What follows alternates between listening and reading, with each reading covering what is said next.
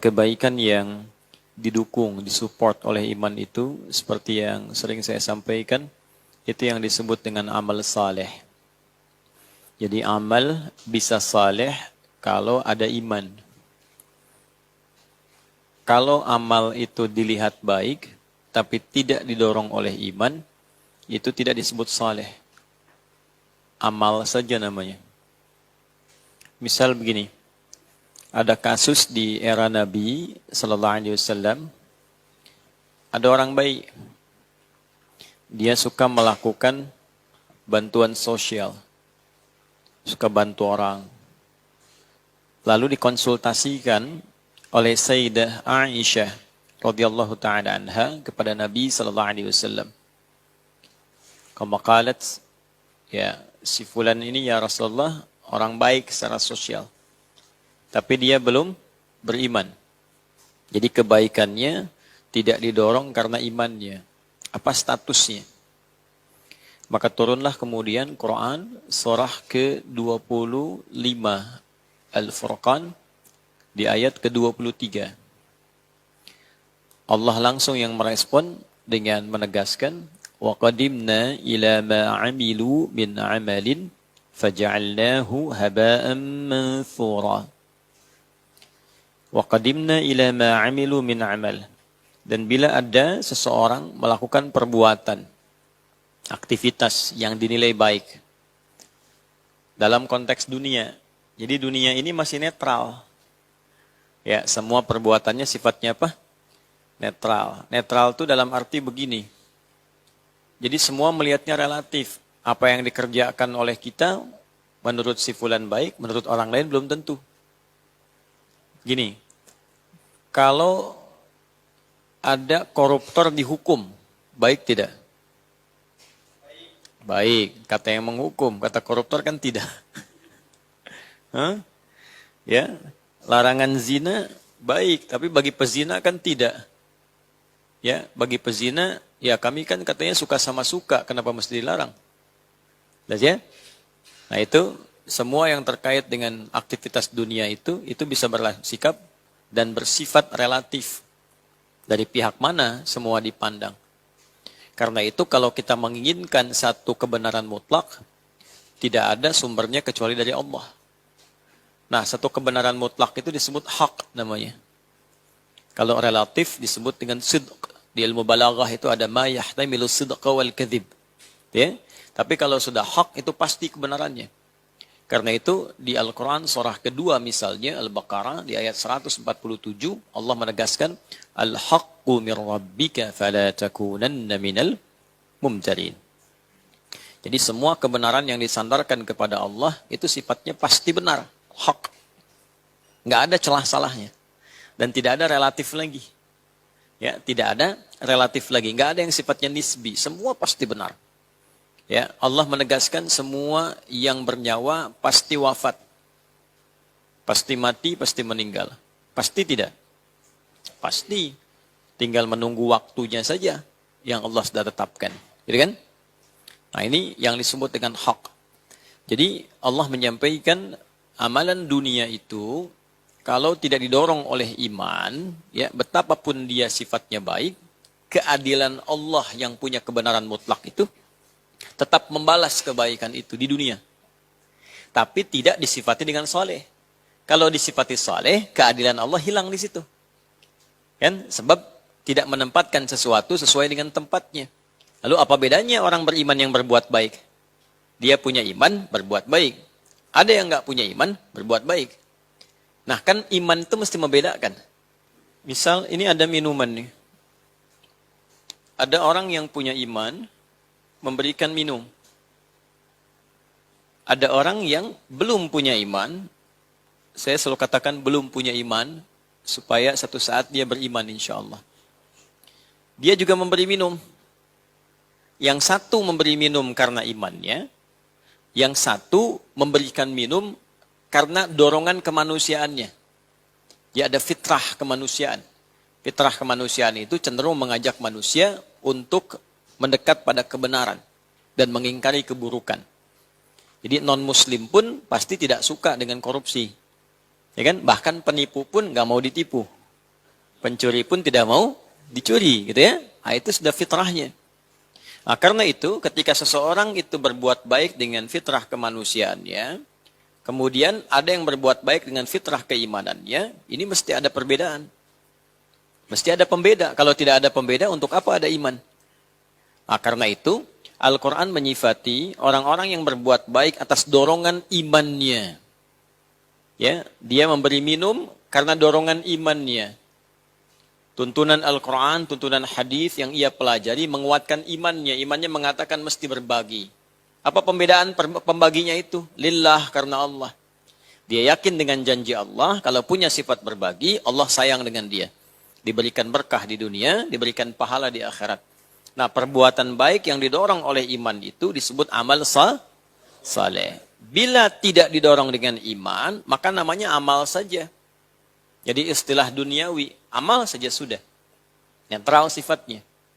Tapi keadilan Allah menjadikan yang netral pun ini dibalas.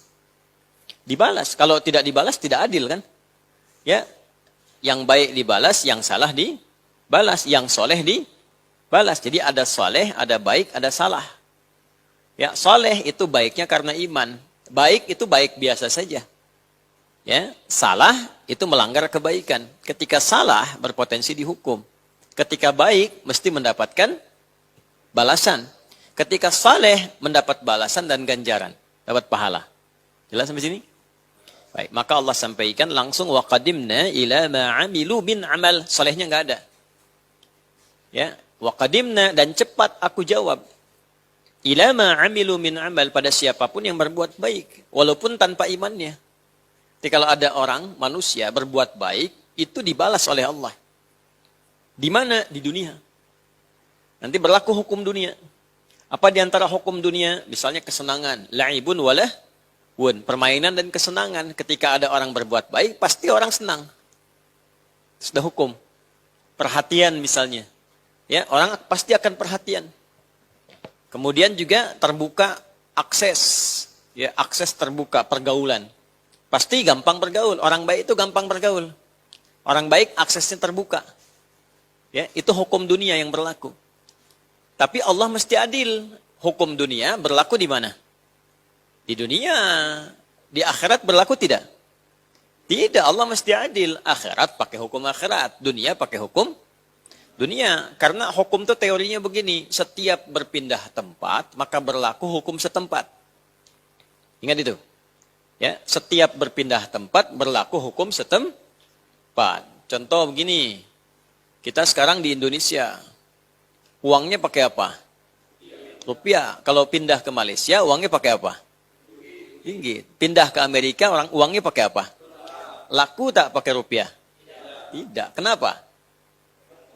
Karena berpindah tempat. Ya kan? Nah, kita mau pakai hukum Indonesia di Amerika, bisa tidak? Tidak. Komunikasinya pakai bahasa apa? Bahasa Inggris. Ya. Sama di Bekasi dengan di Goa. Ada hukum-hukum setempat yang bisa berbeda. Toilet Goa dengan toilet Bekasi berbeda. Ya, karena mungkin gratis ini bayar gitu kan. Bisa jadi demikian. Harga makanan tidak sama. Ikan sana murah, di sini mahal. Ya kan? Tapi beberapa bagian bisa berbeda. Setiap tempat punya hukum tidak sama. Jadi bisa dibayangkan di dunia saja beda tempat hukum tak sama. Sekarang keluar dari dunia pengen hukum sama itu nggak mungkin. Ya, maka mesti ada pembeda di akhirat hukumnya apa? Hukum akhirat. Hukum akhirat mengatakan yang dihisab pertama kali berdasar imannya. Ya, kalau tidak ada iman tak punya nilai. Misal gini, debu itu punya nilai nggak debu? Punya. Kapan? Gimana cara kita mengetahui sesuatu punya nilai? Digunakan apalagi? Manfaat, apalagi? Benda itu kan sesuatu. Kapan punya nilai? Kalau diukur. Ya, diukur. Ukuran itu ada dua nanti. Ada ukuran panjang, ukuran berat. Ya, emas itu nilainya berubah kalau ditimbang. 1 kilo dengan 1 gram sama tidak? Beda, mahal mana? Kenapa bisa mahal? Karena punya ukuran, ada beratnya. Tuh kan? Baik, lain lagi misalnya. tongkat yang 1 meter dengan yang setengah meter sama tidak?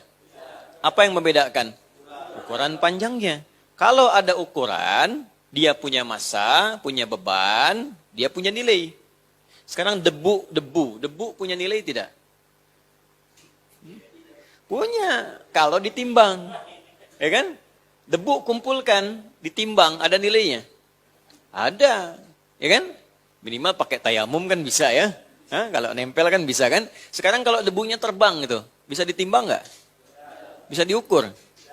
Tidak. Karena itu Al-Quran mengatakan di akhirat nanti amal-amal dunia itu nggak bisa ditimbang. Karena hukumnya berlaku hukum dunia. Di akhirat dinilainya pakai iman. Karena dia dikerjakan tidak menggunakan iman, tidak berlaku di akhirat seperti debu yang terbang. Faja'alnahu haba'an manthura. Jelas? Nah, itulah keadilan Allah.